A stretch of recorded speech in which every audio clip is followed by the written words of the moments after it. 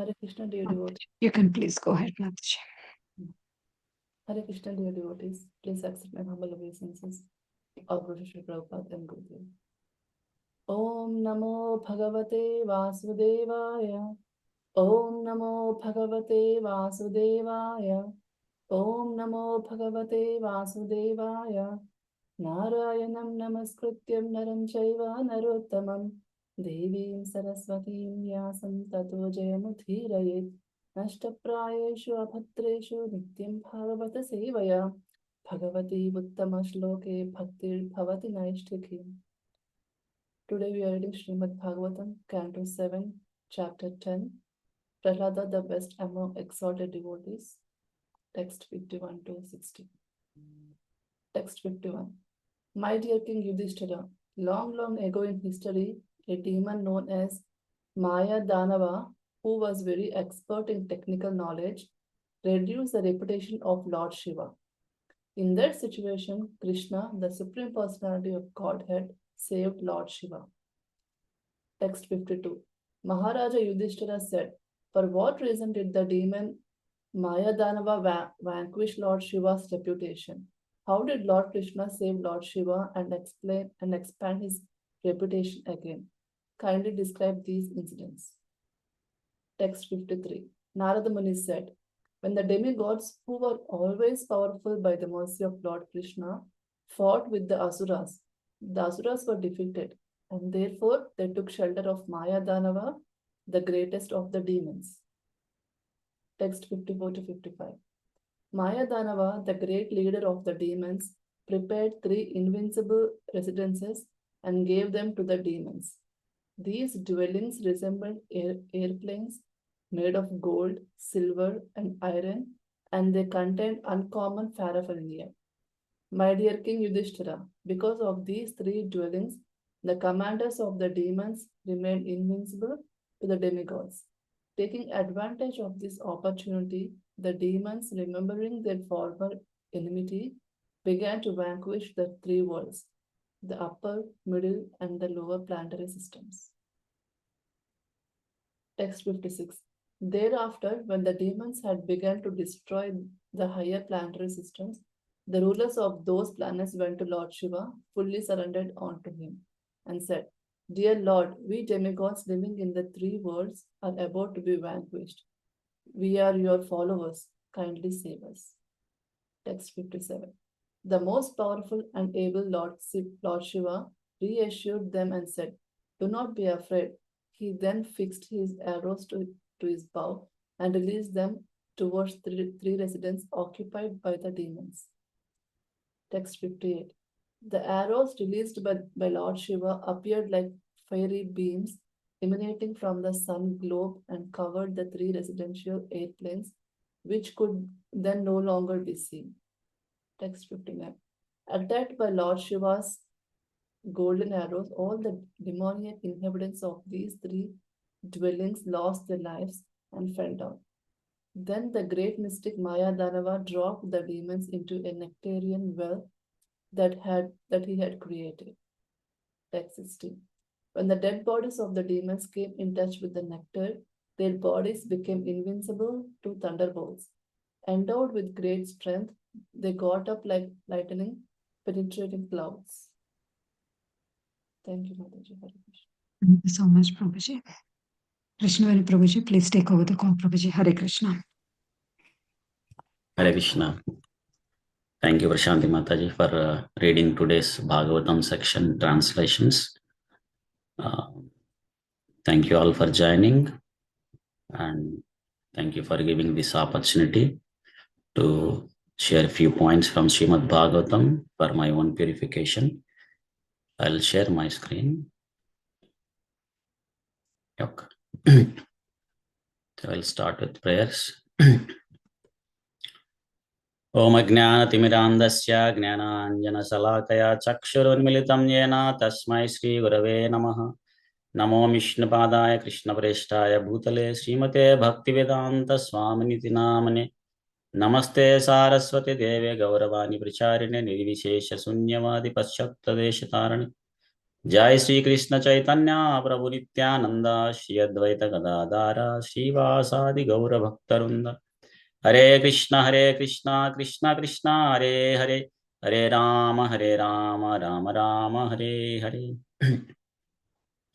So today we are reading from Srimad Bhagavatam, Canto 7, Chapter 10, Prahlada, the best among exalted devotees, slokas 51 to 60. So this is a very wonderful section with a nice pastime, with many instructions. So, so just to give a background, we are in the section of Prahlad Maharaj on Lord Narasimhadev. So in the last chapter, we heard how on the order of Lord Brahma, Prahlad Maharaj pacified the Supreme Lord with many wonderful prayers, who was extremely angry even after killing Hiranyakashipu. So after pacifying Supreme Lord with many wonderful prayers, and the Supreme Lord is very pleased, he wanted to give some benedictions, some material appliances to Prahlad Maharaj, but Prahlad Maharaj, thinking them they are impediments on the spiritual progress, so he did not accept them. And in fact, he mentioned that if anyone engaged in the path of bhakti and praying the Supreme Lord for some material benefits, so then he cannot be called as a pure devotee. Instead, he is a mercantile personality who is trying to do some business with the Supreme Lord in a give and take like that. So that's why Prahlad Maharaj wanted to remain as a servant of the Supreme Lord and his devotees. So, and Krishna is very pleased, Lord Narasimha is very pleased with Prahlad Maharaj. Still, he wanted to provide some material benedictions, and he gave the benediction that he will be the king of the demon race until the end of the Manvantara millennium. It's like come back to Godhead. And Prahlad Maharaj accepted whatever Lord offered, and he prayed for his father's welfare. So he requested to deliver his father. And Supreme Lord mentioned that, Lord Narasimha mentioned that not only his father, so in fact, because Prahlad Maharaj is a pure devotee, 21 generations will be liberated. And then we heard how Lord Narasimha advised Lord Brahma not to offer these kind of benedictions because they are not beneficial to anyone. So then Narada Muni, of course, this whole pastime of Prahlad Maharaj, Lord Narasimha is narrated by Narada Muni to Yudhishthira Maharaj. So Narada Muni also glorified Pandavas because the same Lord Narasimha now as Supreme Lord Krishna is actually staying in their house many days. So that's why their Pandavas are more fortunate than Prahlad Maharaj like that. Then in the last sloka of the last section, he mentioned that exalted persons like Lord Shiva and Lord Brahma could not properly describe the truth of the Supreme Personality of Godhead Krishna. So to stress that point, so to give an example, saying that, Lord Shiva and Lord Brahma, they all are empowered or derive strength from Supreme Lord Krishna. So now Narada Muni is narrating the pastime of the Lord Shiva, how he defeated the demons by the mercy of Krishna and became famous as Tripurari. So that's the story which is in this upcoming slokas that we see. So in the text 51, Narada Muni is mentioning that so long back there is a demon called Mayadanava. So this Mayadanava is very expert in technical knowledge. So, and he reduced the reputation of Lord Shiva. So, during that situation, Krishna, the Supreme Lord, saved Lord Shiva. Because there are many other pastimes also where Supreme Lord Krishna saved Lord Shiva, like one of them is Bhasmasura. So, and Bhasmasura performed a severe austerity and pleased Lord Shiva. So, Lord Shiva, and then he requested a benediction from Lord Shiva, where when he puts his hand on anyone's head, that person should be burned to ashes. So Lord Shiva gives that benediction. Then Bhasmasura wanted to harm Lord Shiva only. Then we hear how Lord Vishnu saves Lord Shiva by making this demon to keep his own hand on his own head only. So in that way, he was killed. Like that, there are several pastimes where we can see how Krishna saved Lord Shiva. And Prabhupada mentions in the purport that Lord Shiva is a powerful personality. So that's why here he is mentioned as Mahadeva, so most exalted demigod. And of course, we also hear Lord Shiva as the greatest of the Vaishnavas, like Vaishnavanam Yadhashambhu. So that's why here Prabhupada quoting Lord Srila Vishnu Chakravarti Thakur comment saying that so maybe Lord Brahma may not know the glories of the Supreme Lord, but Lord Shiva should have probably known them, right? Because he's the greatest of the demigods and all the devotees. So like that. And of course, that's how Narada Muni is narrating this pastime to show that even Lord Shiva also derives the strength or power from Krishna. So in Brahma Samhita also we hear that Lord Brahma is mentioning that Lord Shiva derives the strength or energy or empowered by Krishna to perform the work of destruction. Yashambhutam apitata samupaiti karyat govindam adi purusham tamaham vacha. So he is empowered by the Krishna or Govinda, so to perform the annihilation part in this material world. And then we also hear Maidanava in many places of the scriptures where he performs or he creates many wonderful things. So one of them is in Mahabharata, we see that, he created Mayasabha, so wonderful assembly house for Pandavas, because one time he was saved by Arjuna during the pastime of Kandava Dahana. So because this demon, Maidanava, was the inhabitant of that forest, Kandava. So when that Kandava forest was set on fire, then he sought the protection of Arjuna, and Arjuna saved his life. So to reciprocate that help, this Mayadanava built this wonderful Mayasabha for the Pandavas. And Prabhupada mentions in the purport that in one of the purport, these demons generally they possess supernatural powers, some of them, and they could create material wonders. But what they create generally, most of the times they disturb the society. Instead of helping them, so it will create society. So similar to some of the modern scientists are they create many material wonderful creations, but ultimately they disturb the society. And Prabhupada gives example of nuclear weapons. So instead of helping the society, so it's creating panic in the society.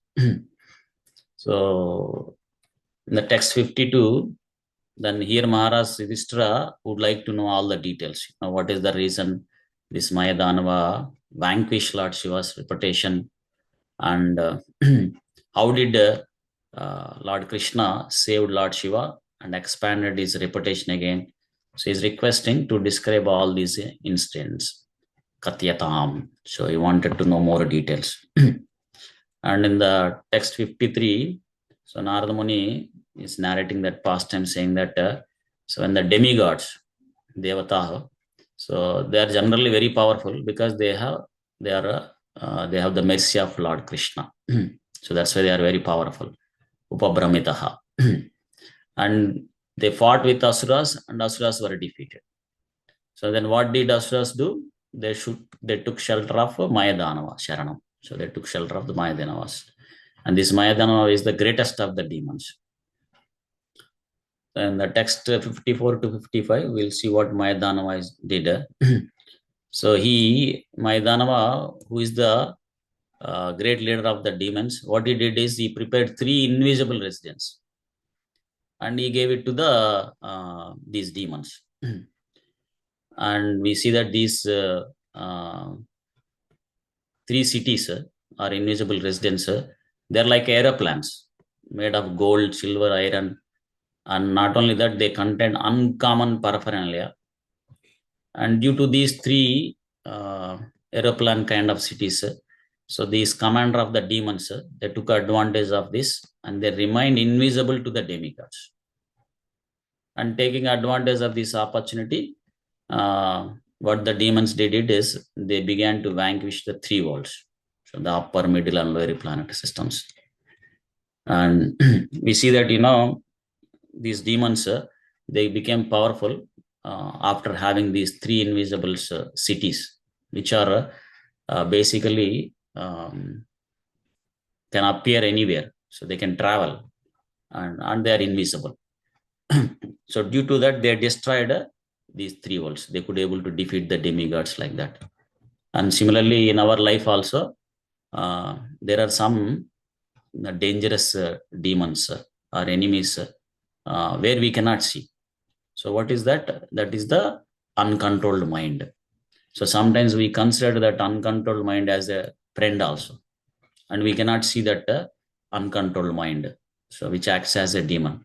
So Krishna says in Bhagavad Gita, Bandhuratmatamanasya tasya atmana jataha. Like, when the mind is controlled, then it is the greatest friend.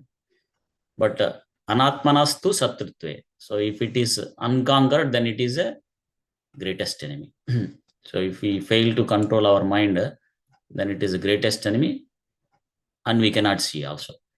In the earlier sections also, Prahlad Maharaj mentions that this mind is the one which causes us to treat some people as our enemies and some people as the friends. Actually, there are no enemies. Everyone is a well-wisher and good friend for us. But this mind is inducing, because it is uncontrolled.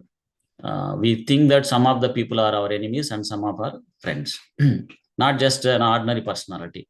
Even sometimes great pious people, so they also perform sinful activities because of the uncontrolled mind.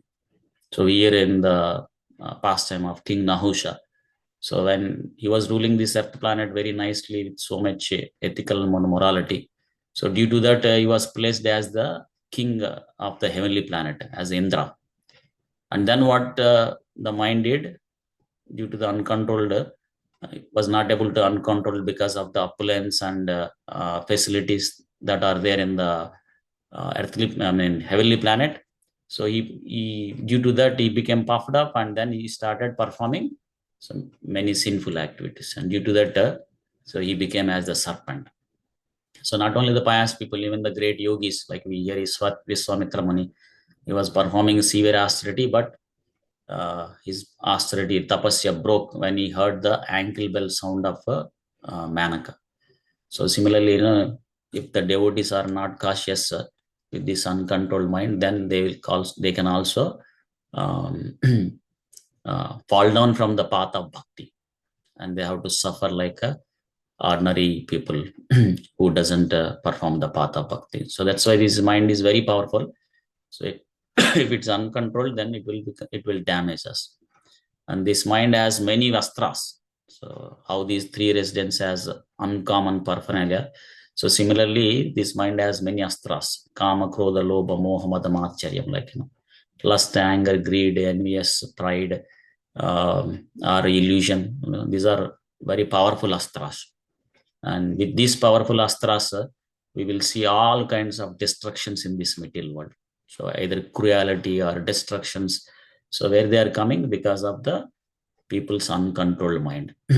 Still, we don't see that mind, or we cannot touch it, or we cannot taste it, or we cannot smell it. So it's very powerful. So if it is an uncontrolled mind, it will destroy us. So using these powerful astras, lust, greed, anger, like that. And it will force us to go through the miserable life, janma mrityu jara vyadhi. So that's why we should be very cautious, because all the problems are coming due to this uncontrolled mind.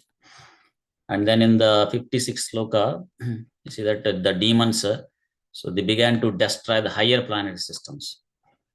So the rulers of those planets went to Lord Shiva. So what did the devatas did is, the demigods, they went to Lord Shiva, and then they fully surrendered unto him. And then what Lord Shiva did is, and what did it say? So they said, dear Lord, we demigods living in the three worlds are about to vanquish Vinasthan, and we are your followers, kindly save us, Trahi. So because these demons, they have now this invincible city, three cities, and they, because they are invisible, it's a very challenging even for the demigods who were powerful, who defeated the demons earlier, so now they were not able to defeat. So that's why they took shelter of the Lord Shiva. So this is another thing, like, so we may be sometimes achieving many things, or we may become very opulent, or we might be placed in a great leading position, or we have so much name and fame, but there is always some personality who are very powerful than us. So that's why one should not be simply puffed up when we achieve some great things. Instead, we should become more humble and forward whatever the achievements or credit that we got to Guru and Krishna, and remain humble. Because Prabhupada says that there is no reason to be puffed up, because when we compare ourselves with this whole cosmic creation, so then we can see that we are very, very tiny. So there is no reason to be puffed up. This whole material world is only 1/3 of the or 1/4 of this whole material cosmic creation. The whole, compared to the spiritual world, when you combine the spiritual world and material world, this material world is only 1/4. And this material world has many, many universes, unlimited universes, and we are in one of the universe, and it has many planets, and each planet has so many our Earth planet has so many dvipas, varshas, and then so many countries, states, and cities, and we are living in one of the apartment or house. So we can see, like, how minute or how tiny we are. So that's why Prabhupada says that there is no reason to be puffed up, even if we achieve great things in this material world. And these demigods, they took shelter of Lord Shiva. And here we see that, Lord Shiva, who is very powerful, and then he assured them, Anugrahya, and he says that do not be afraid. Then he fixed these arrows to his bow and released them toward the 3 residents occupied by the demons. So now Lord Shiva started shooting his wonderful arrows towards these residents which are occupied by the demons. So, however, the demons are very powerful, but they cannot withstand before Lord Shiva, because he's most powerful personality. So that's we see in this 58th sloka, that the arrows released by Lord Shiva, so it's like a fiery beams emanating from the sun globe, and covered the 3 residential aeroplanes, which could then no longer be seen. So we see that, the Lord Shiva is very powerful. So all the demigods, so there could be many millions of demigods, but they were combined together, could not do anything to the demons, could not able to defeat demons. But Lord Shiva here, you see that with his powerful astras, so he covered the 3 residential aeroplanes, so the 3 cities where they cannot be seen. So sometimes that's why Prabhupada sometimes says that, here one moon is better than millions of stars. So I guess the stars also gives light, but it's very little. But the moon will give more light. So similarly here, Mahadeva, the Lord Shiva, so is very powerful personality. So even though all the demigods combined together could not defeat, but here Lord Shiva could able to send powerful astras where these 3 cities cannot be seen. So similarly, if we become practicing the spiritual, this Krishna consciousness given by Srila Prabhupada, sincerely and seriously, we can also help many, many other personalities or conquer the mind, ultimately go back home, back to Godhead. So here we see that 59, attacked by Lord Shiva's golden arrows, all the demonic inhabitants, they lost their lives and fell down. Then what the mystic Mayadanava did, so they dropped the demons into a nectarian well, which he had created. So we see here, not only Lord Shiva covered these 3 cities, but whoever the demons who took the shelter of these 3 cities, they were all killed by the powerful astras of Lord Shiva. But another thing we see here is Mayadanava, so who is the who has given shelter to these demons before the fight. he was not discouraged. So, and here we see that he is a great mystic, so Mahayogi. So what he did is he created a well which filled with nectar, specifically Mrityu Sanjeevani. So he brought all these demons who were killed in the hands of Lord Shiva and throw them into this well. So by coming in contact with this nectar, these demons, they are back to the life. So not only back to the life, now their bodies became very powerful and they are invincible to the thunderbolts also. So this is one of the things that we can learn. So sometimes in our life also we get some impediments, challenges, or failures. But if we take shelter of the right person, then whatever that failure, that will become a blessing. So it will help us to become stronger and stronger or make us more powerful. So these impediments, so-called impediments, which will come in our life. So if we don't give it up, the process of the Bhakti Yoga or path of Krishna consciousness, which is given by the Srila Prabhupada and our scriptures and acharyas, so then it will make us more stronger and stronger. So how these demons, so when they were taken shelter of Mayadhanava, so and they became very stronger. So in the next sloka also we see that they became invincible to thunderbolts and they got more strength. So we see in the life of many great personalities, either it could be material or spiritual. So they may have so many challenges, like in Prabhupada's life also, if we see, so Prabhupada got so many challenges and some of the things that what he is trying to do did not give good results.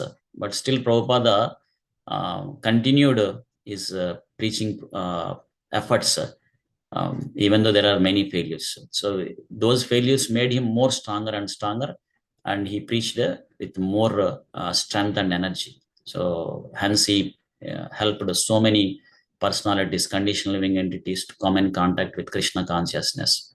So like that, not only in the spiritual also, even in materialistic life also. So if we continue with great strength and encouragement and take the right process and take the shelter of the right personalities, then whatever the setbacks or failures, they'll make us more stronger and stronger, and we will achieve the success. Like here we see the asuras, they became more stronger. So similarly, if we see in the great personalities, even though they are materially successful, so but if we see in their life also, they may have many challenges and failures like that. Like the Wright brothers who invented the aeroplane. So in the beginning, they have many failures, but they continued with confidence and determination. So even though there are failures, they were able to continue and success in the end. So similarly,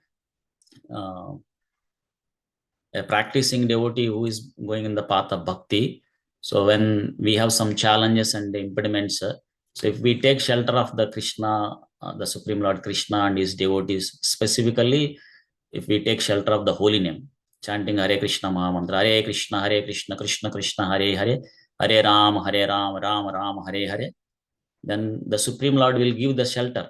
He will protect us. So he will help us to become more stronger and stronger in the path of bhakti. So we see here in the text 60, the Mayadhanava, when he dropped into this nectarian well, so those dead bodies of the demon come in touch with the nectar. So they are not only brought back to the life, but their bodies became invincible, and with great strength, they got up like lightning penetrating clouds. So that's what we see even in the materialistic people when they were take shelter of the right personality and with strong determination continues, they'll become more stronger. And Prabhupada mentions in the purport that this Mayadhanava is a great mystic, a great yogi, Mahayogi. But Prabhupada quotes Bhagavad Gita, where Krishna says that who is the greatest of all the yogis? Yoginam api sarvesham madgatane antaratmana shraddhavan bhajite yomam same yuktatamo mataha, like that. So the greatest yogi, or the highest one, is the one who takes up this process of bhakti yoga and perform unalloyed devotion service. So when we do the unalloyed devotion service, so we would become the greatest yogi or Mahayogi. Of course, then we go back to Godhead. So not to be stuck in this material world. So here we see that the demons were brought back with great strength. So now we will hear in the next session how Lord Shiva, because now Lord Shiva is confused. I mean, he kind of felt what to do, because these demons are brought back into the life. Whatever he is doing it, again, this Maidanava is bringing them back. So then what he has to do it like that. So that we will see in the next sloka. So from this also we can see that, so many times, so many beats or anarthas we will have. So we will cut them, but so it will come back again. So we have to pluck from the root. So similarly, we will see how Lord Shiva, with the mercy of Supreme Lord Krishna, how he achieves the plucking the root of the bead. So like how he defeats all the demons like that. So I'll pause it here. Thank you all for giving this opportunity. Grandhara Srimad Bhagavatam ki jai, Srila Prabhupada ki jai, Ananta Koti Vaishnava Vranda ki jai. Panchakalpatarubhyascha Prapasindapya Vacha Patitanam Pavanebhya Vaishnavabhya Namo Namo. Hare Krishna. Thank you very much. Thank you so much, Krishna, Prabhuji, for a very beautiful class. Thank you all devotees for joining the class today.